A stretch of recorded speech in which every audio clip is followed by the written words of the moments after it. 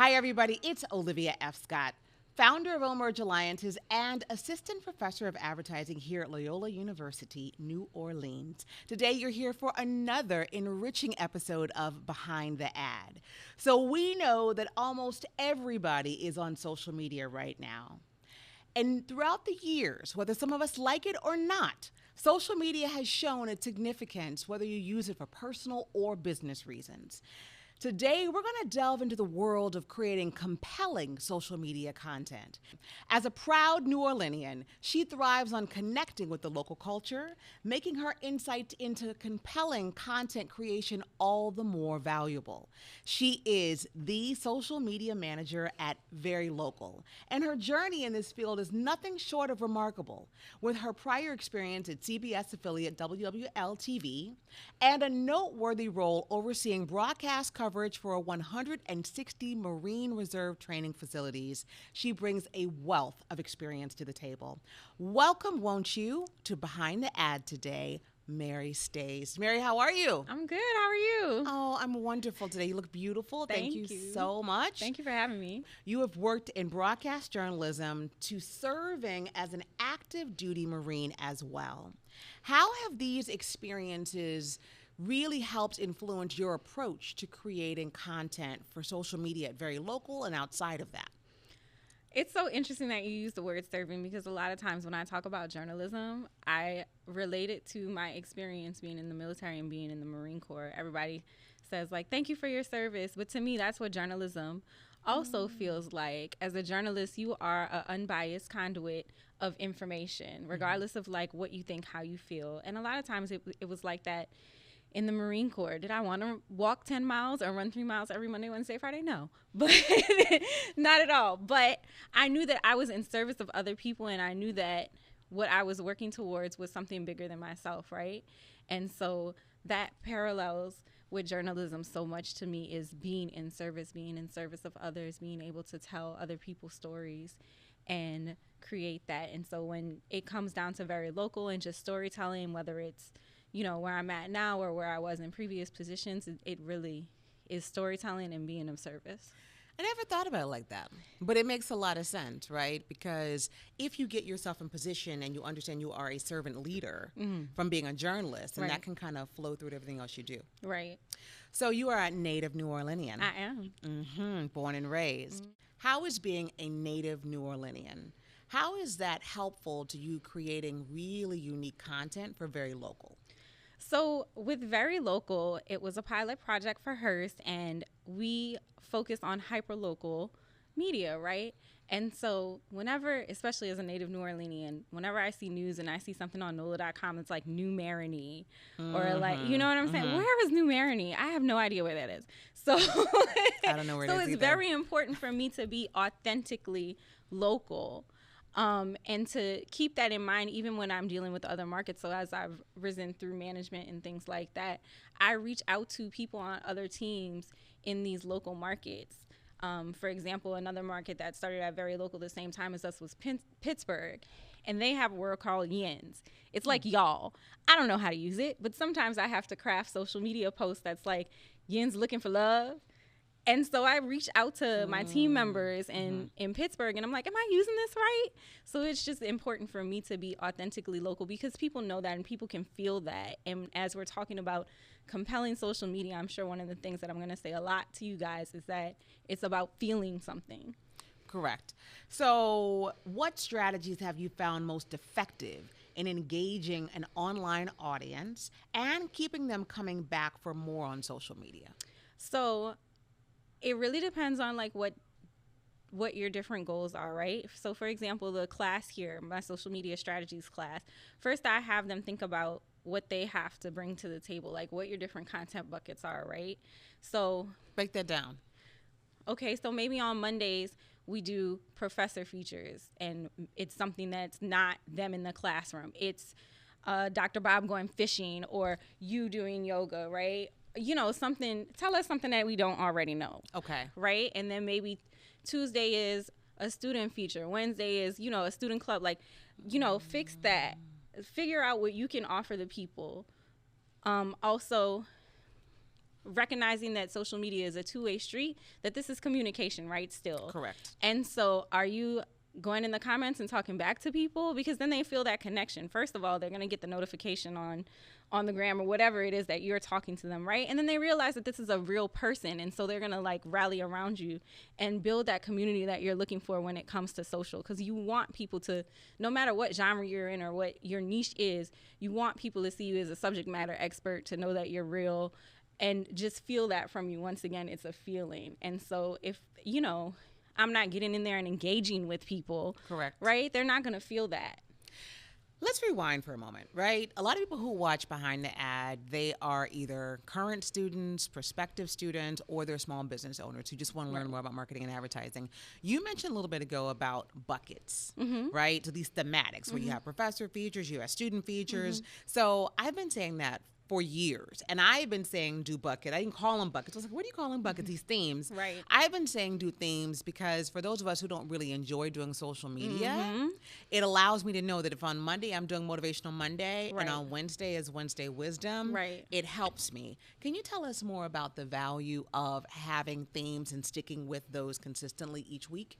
Whenever people come up to me and they want like consultations, is because they don't know where to start, right? I don't know how to do social, or they're just looking for a starting point. So having those themes or content buckets or whatever puts your mind in a position of where you see it, right? You know what you're looking for, and so therefore it's not this vast openness. Like you see, oh, okay, Professor such and such so that's what you like to do? Great. Can we talk about this on social? Like it just narrows that down so that you're not overwhelmed by everything out there on social, and then you can kind of, you know, gain a lot of focus and figure out what type of content and how you can make that, you know, relatable and, like you said, compelling, make somebody feel something, make it interesting to other people. I have a problem with like feeling overwhelmed a lot, and so that just narrows the playing field down for me. So do you find with engagement levels and just what the kids are doing in the street to social media and what they like, do you find that people would become bored with buckets? Like every Monday, Mary Stays does Motivational Monday. Do they want to see the variety of like she does this she does different things, or do they like that consistency of every Monday Motivational Monday, every Wednesday Wisdom, every Wednesday Wisdom, or every Friday Vibes? Or do they like it? I mean, should we go towards that? Is that something that's trending, or should we not? So when you have these different buckets, it's about experimentation, right? You're trying to figure out what works, and then from there on, you can continue that process and repeat those things to see what works. Now, we talk about repetition. Sometimes I watch, like on TikTok, I watch Love and Hip Hop on whatever premiere day that is, right? So we know that that's coming from that specific creator on Sundays, especially during the pandemic. We knew we were watching church on Sundays on Facebook or whatever, and I see a lot of that now on Instagram, right? But that's because that creator tried that out and then made it consistent. They saw the engagement coming from that and decided to make it consistent. So if you don't have a starting point for something and try it out, you're never going to know what's going to work for you and whether you should make it consistent or not. I love it. Thank you very much for that. So giving us the freedom to actually experiment. Right. So question for you, the pandemic, you just mentioned that, right? Kind of going some questions that we didn't talk about in advance. Hope you don't mind. No, it's fine. But, you know, the pandemic, there were creators that were just creating ad nauseum, just wilding out with creativity. And then now I think we've all had to course correct as we now have to fit back going to the office, regular life. Right. Do you think for those creators who have created things during the pandemic that they find no longer sustainable, they can no longer keep up, should they do like an official funeral of those things and say, hey guys, I know that I was doing a post Monday through Friday at 1 o'clock every day, but moving forward, I'm going to be on Fridays only at 1 o'clock. Is there value to that, or just kind of make the shift? I think so, because the people know you, right? Like you have a relationship with these people now, and they were coming to you for XYZ content. So you're just letting them know like, hey, everyone. So regardless of the digital landscape and social, we're humans. We grow, we change over time, right? And so does social media, and so may the content that you decide to put out. So I don't know if it's a funeral more as like an announcement of I'm changing as a person, or maybe my content is changing.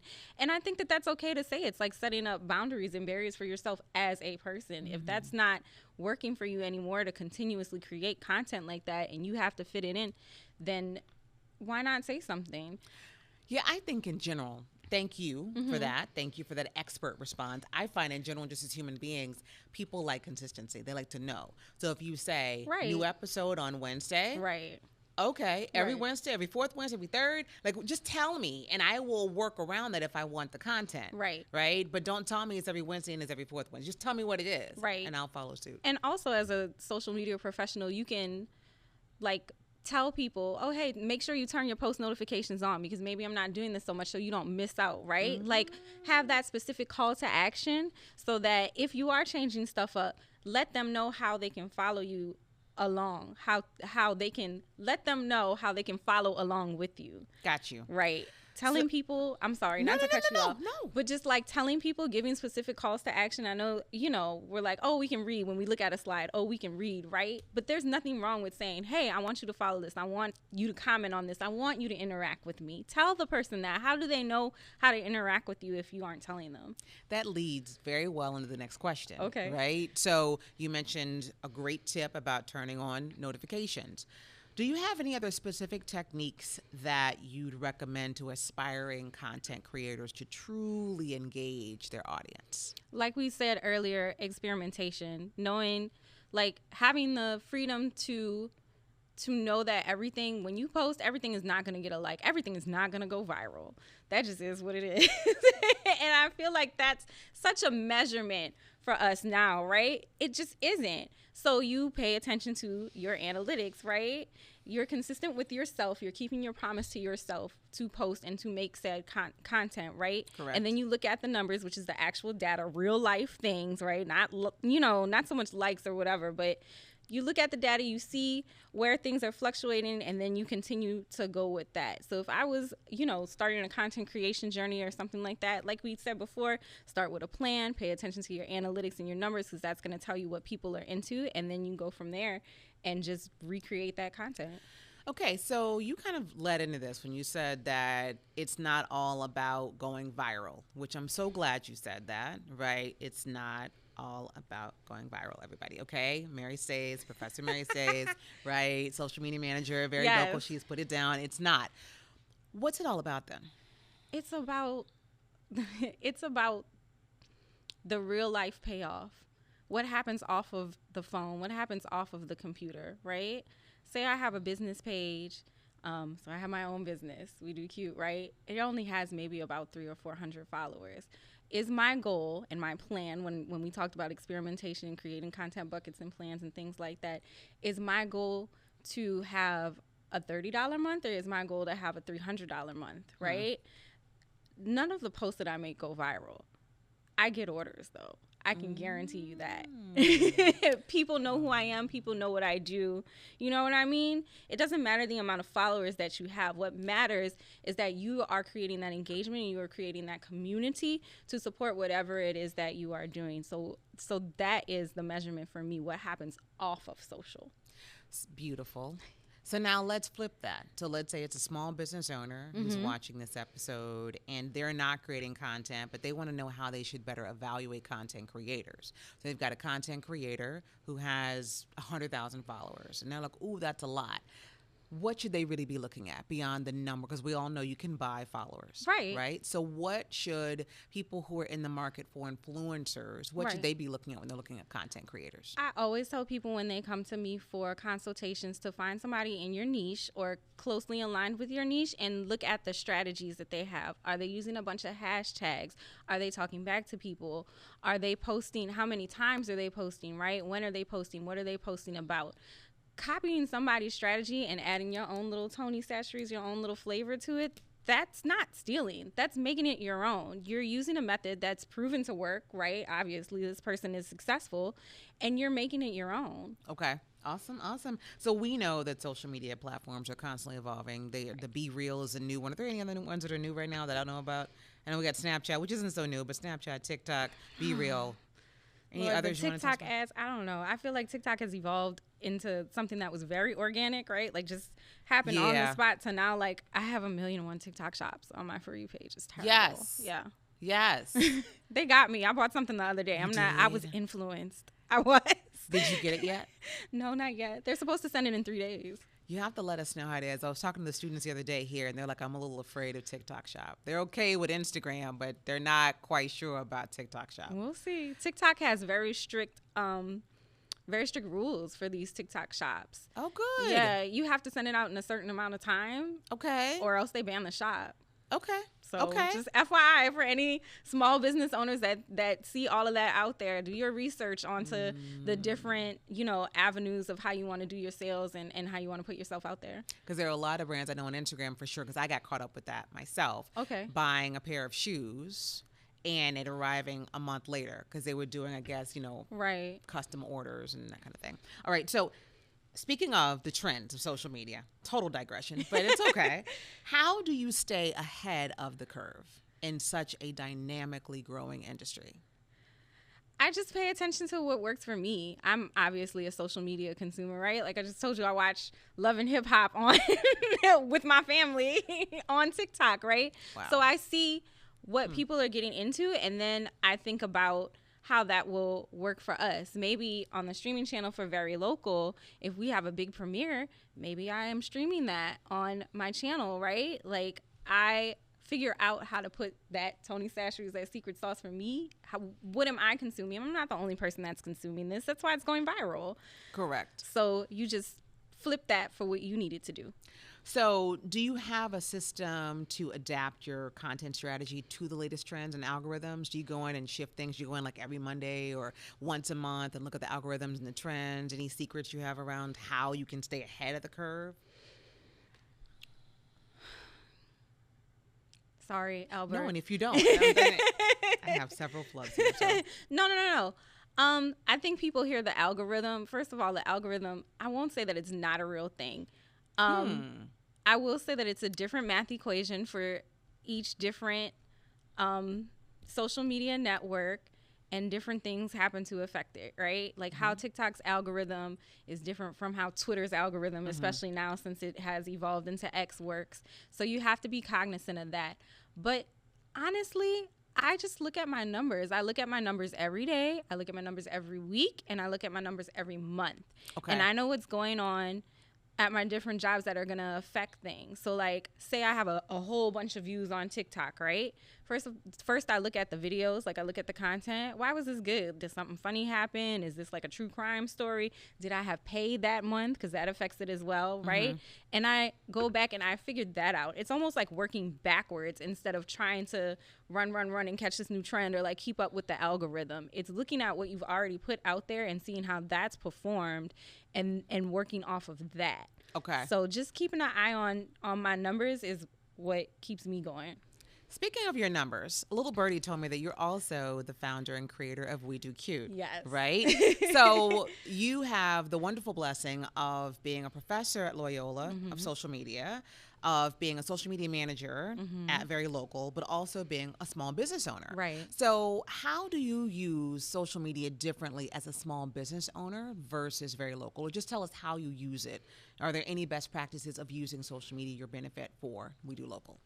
Once again, when I go to We Do Cute, like I am kind of looking at trends, right? Like everybody had a tumbler that looked like a Lysol spray can for the pandemic, right?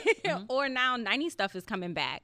So there's a lot of tumblers that give like a Lisa Frank vibe or like, this glittery, colorful type of thing. So I do look at it for that, and then I like put that up there. But I think the thing that makes We Do Cute special, aside from it being run by me, is that we do a lot of custom work. Okay. And so I know how to design stuff like specifically for my customer and give them exactly what they're looking for. And so I also post that. And just keeping up with the post. I told somebody yesterday that I see a direct correlation between my sales and the effort that I put in the post. Because if people don't know that I'm offering this or that I'm capable of doing it, then they don't know to ask me for it. One of the things I talk about when I'm talking to my students about social media strategy, and I want to get your cosign on this as the expert, is when you're selling a product, to make sure that every single post isn't asking for a sale. Would you agree with that? Yeah. Okay. Definitely. Okay. So for We Do Cute, you post images of your tumblers, but what other types of things do you do on your feed? I show them how I make it. Okay.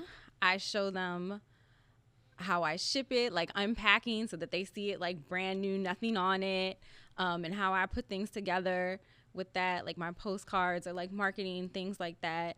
I also show them a lot of user-generated content, right? So if somebody has my Tumblr and they post it, that's going on my story. That's going on my highlights.